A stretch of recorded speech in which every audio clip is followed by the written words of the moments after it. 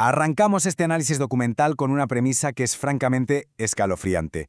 A ver, imaginad esto por un segundo. Imaginad tener acceso a capital literalmente ilimitado. Imaginad contar con las mentes más brillantes, los mejores programadores de todo el planeta trabajando para vosotros. Y aún así, descubrir que absolutamente nada de eso puede salvar a un gigante tecnológico del colapso cuando los jefes toman decisiones que están, completamente desconectadas de la realidad.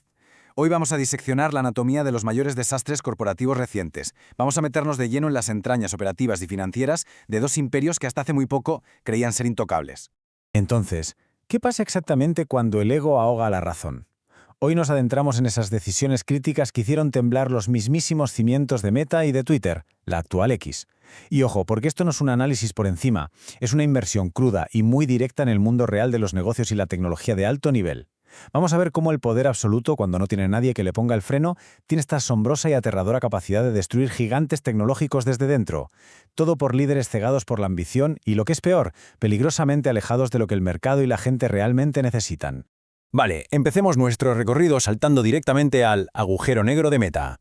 10.000 millones de dólares. Y no estamos hablando de un presupuesto proyectado a 10 años. ¿Qué va? Esa fue la salvaje cantidad de efectivo que Meta quemó en el metaverso solamente en el año 2021. Mark Zuckerberg había acumulado un poder inmenso, con una estructura que básicamente le daba el control total del destino de la empresa. Con ese poder absoluto en sus manos, decidió lanzar a la compañía a una inversión totalmente a ciegas. Cero modelo de rentabilidad a corto plazo, cero retorno de inversión asegurado para calmar a unos accionistas que lógicamente estaban cada vez más nerviosos. Fue una apuesta titánica basada única y exclusivamente en su visión personal. Y la locura financiera de todo esto se vuelve mucho más evidente cuando miramos el contexto, porque este tremendo volantazo hacia la realidad virtual se dio en el peor momento posible.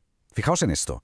En un solo día de febrero de 2022 se esfumaron 200.000 millones de dólares del valor de mercado de la compañía. Una barbaridad histórica.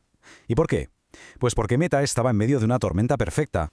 Los usuarios activos caían en picado, en parte porque rivales como TikTok estaban arrasando, y también porque los continuos escándalos de privacidad habían hundido la confianza del público.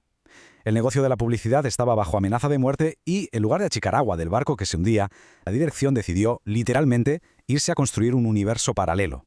Y para colmo, ese universo paralelo resultó ser un fracaso monumental a nivel humano. La desconexión con la realidad llegó al punto de que a los directivos les aterrorizaba que alguien probara el sistema y no sintiera la misma inmersión que ellos tenían en sus cabezas. Construyeron un mundo virtual encerrados en su propia burbuja, ignorando cosas tan básicas como la comodidad del usuario. Pasar horas con esos pesados cascos provocaba mareos y una fatiga brutal. De hecho, la ironía llegó a un punto tan absurdo que se filtró que ni siquiera los propios empleados de Meta querían usar esta tecnología para sus reuniones diarias. Se priorizó una fantasía de ciencia ficción por encima de algo tan básico como la comodidad física de la gente. Bueno, si lo de Meta fue un desastre de visión a largo plazo, agarraos porque la toma de control de Twitter fue un auténtico terremoto instantáneo. La primera gran medida de Elon Musk al pisar las oficinas no fue lanzar una herramienta revolucionaria, no. Fue desmantelar de un plumazo toda la supervisión corporativa de la red social. En el instante exacto en que firmó la compra, el blindaje que había mantenido el equilibrio de la empresa durante años simplemente dejó de existir. Fue una cadena de eventos rápida y, la verdad, brutal.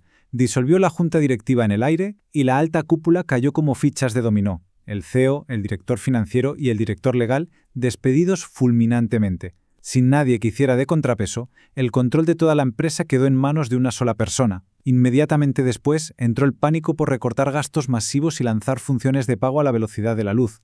Esto desató una ola de despidos sin ningún tipo de precedente.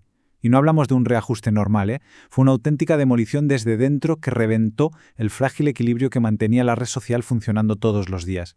Ahora bien, ¿por qué esa prisa casi temeraria por recortar gastos? Los números hablan por sí solos. Antes de la compra, a finales de 2022, Twitter ingresaba unos 1.570 millones de dólares, casi todo gracias a la publicidad.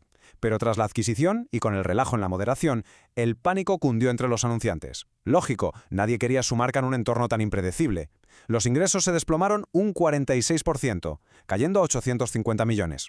Y por si todo esto fuera poco, la compra se había financiado con una montaña de deuda de 13.000 millones de dólares, lo que les obligaba a soltar más de 1.000 millones anuales, única y exclusivamente para pagar intereses. Una auténtica asfixia financiera.